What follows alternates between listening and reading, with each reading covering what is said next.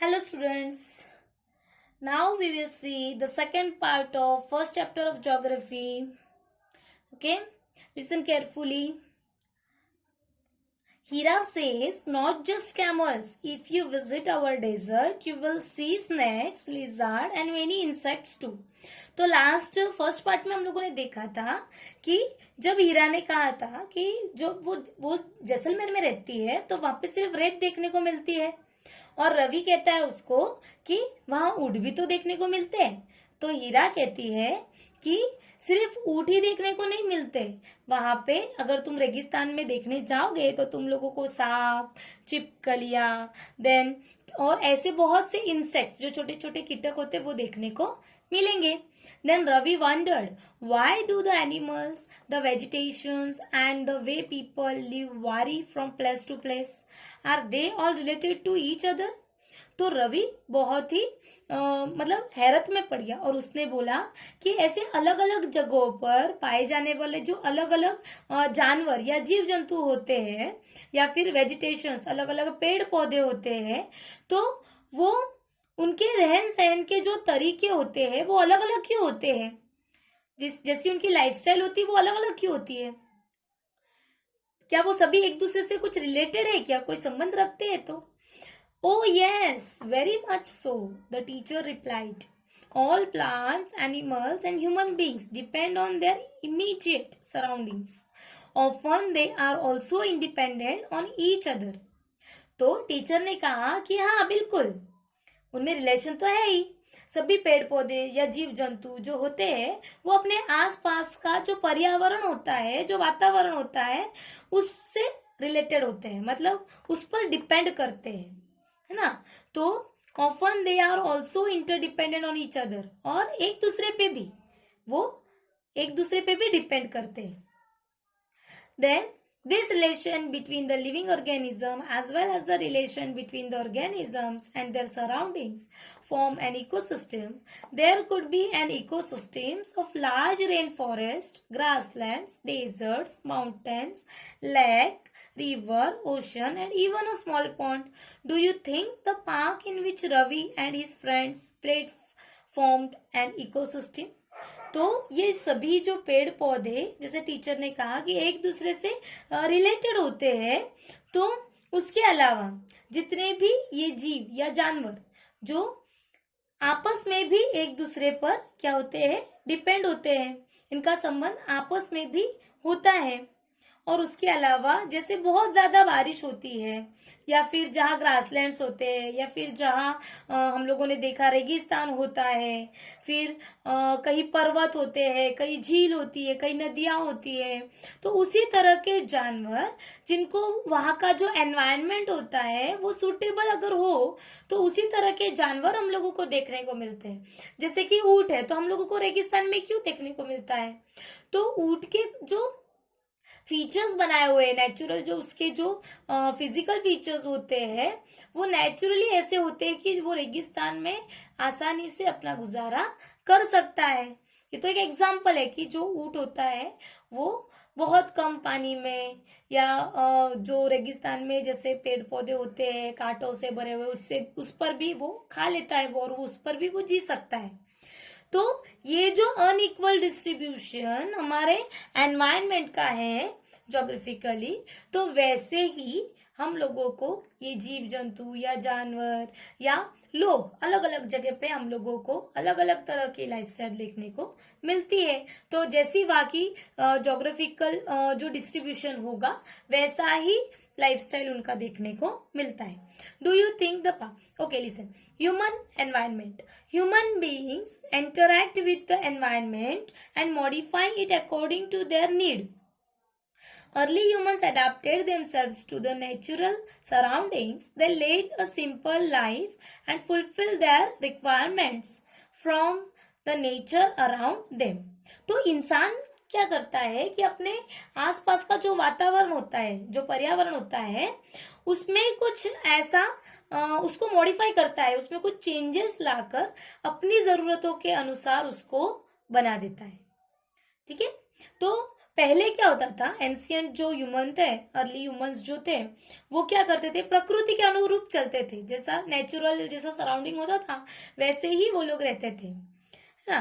वो simple life उनकी होती थी, फिर उनकी जो जरूरतें होती थी जितना मिलता था उसमें ही वो कंप्लीटली वो सेटिस्फाइड होते थे। But with time needs grew and become more varied, humans learn new ways to use and change environment.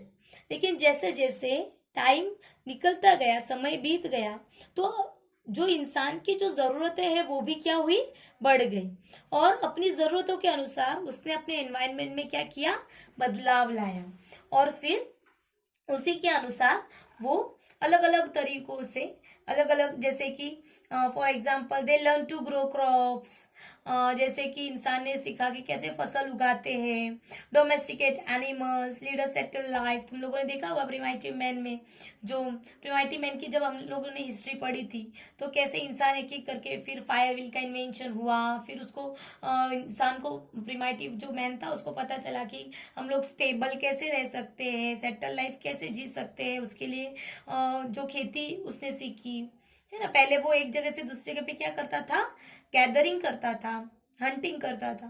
Then the wheel was invented, surplus food was produce, barter system emerge. फिर उसके बाद जब wheel का invention हुआ, अलग अलग invention, जैसे जैसे डेवलपमेंट इंसान करता गया वैसे वैसे उसके एनवायरनमेंट में भी क्या हुआ, चेंजेस हुए, है ना। देन तो व्हील का इन्वेंशन हुआ, देन उसके बाद जब बार्टर सिस्टम मतलब गुड्स एक्सचेंज करते थे, तो इसी तरह से ट्रांजेक्शन जो गुड्स एक्सचेंज करके किया जाता है, okay. Then industrial revolution enable large scale production, और जैसे जैसे हम लोगों की जितनी प्रगति या विकास हुआ वैसे वैसे हमने हमारे जो भी पर्यावरण में चेंजेस हम लोगों ने लाए हैं। Then transportation became faster, information revolution made communication easier and speedy across the world. Have you ever thought why you love eating a juicy watermelon in summer and hot roasted peanuts in winter? कभी तुम लोगों ने सोचा है कि गर्मी में ही हम लोगों को ऐसा वाटरमेलन का जूस जो ठंडा होता है वो अच्छा क्यों लगता है? फिर उसके अलावा जो विंटर में, ठंड में जो भुनी हुई सिंग होती है, मूंगफली होती है, वो खाना हम लोगों को क्यों अच्छा लगता है? A perfect balance is necessary.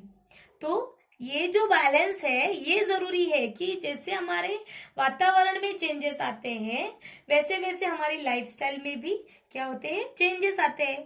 Between the natural and human environment humans must learn to live and use their environment in a harmonious way. तो मानव क्या करता है, इंसान क्या करता है कि अपने पर्यावरण के साथ जो बैलेंस करके उसके साथ रहने के लिए उसको मतलब उसको इस तरह से मॉडिफाई करके कि हम लोगों के लिए वो अच्छे से उसका इस्तेमाल हम कर सके, okay. Then Noori, a girl from Mizoram from Ravi's class, often talks about the lush green surroundings of her place. Seeing Ravi upset at having lost his playground, Noori invited him to visit. तो हम लोगों ने लास्ट फर्स्ट पार्ट में देखा था कि सबने अपने अपने प्लेस के बारे में बताया, जैसे कि हीरा ने बताया था वो जैसलमेर में रहती है तो वहाँ का एनवायरनमेंट बताया था। फिर उसके पहले जो हम लोगों ने केरल का देखा था। तो वैसे ही नूरी जो मिजोरम में रहती है, मिजोरम की लड़की है, तो उसने कहा कि वो अक्सर ऐसी हरियाली की बातें करती है, ठीक है। तो उसने कहा कि उसके जहां वो रहती है उसके गांव में बहुत सराउंडिंग में बहुत ही ग्रीनरी उसको देखने को मिलती, ठीक है। और ये कहते कहते जो रवि जो था वो तो ऑलरेडी अपसेट ही था क्योंकि उसका प्लेग्राउंड पूरी तरह से क्या हो गया था, डिस्ट्रॉय हो गया था, वहां पे बड़ी सी बिल्डिंग बन रही थी। Then Noori invited him to visit her home stay during the coming vacation. फिर नूरी ने उसकी उदासी को देखकर उसको मतलब खुश करने के लिए उसको कहा कि आने वाली छुट्टियों में मैं तुझे अपने घर मिजोरम है वहां तू आना, वहां मैं लेकर जाऊंगी। Then Ravi's teacher asked the students to draw the landscape, houses and activities of the people and places they visit during the holidays. उसके बाद शिक्षक ने सभी बच्चों से ये टास्क दिया कि जो भी कोई प्लेसेस जहाँ तुम लोग रहते हो वहाँ का जो जोग्राफिकल फीचर्स है उसका ड्रॉ तुम लोगों को बनाना है। ठीक है, तो इस तरह से इस चैप्टर में हम लोगों ने देखा कि हमारा जो एनवायरनमेंट है, पर्यावरण है, जो सिर्फ अर्थ पे ही हम लोगों को मिलता है ऐसा सराउंडिंग कि जहाँ इंसान आसानी से सरवाइव कर सकता है। तो ये जो एनवायरनमेंट है इसके साथ हम लोगों को बैलेंस करना बिना किसी भी डिस्ट्रक्शन के साथ कितना जरूरी है, हमारे पर्यावरण को हम लोगों को बचा के रखना। ओके, ठीक है, तो इसके साथ ये चैप्टर कंप्लीट हुआ। एक्सरसाइज एंड क्वेश्चन आंसर तुम लोगों को पीडीएफ में भेजे जाएंगे, वो तुम लोगों को नोटबुक में कंप्लीट सॉल्व करने। Okay, thank you.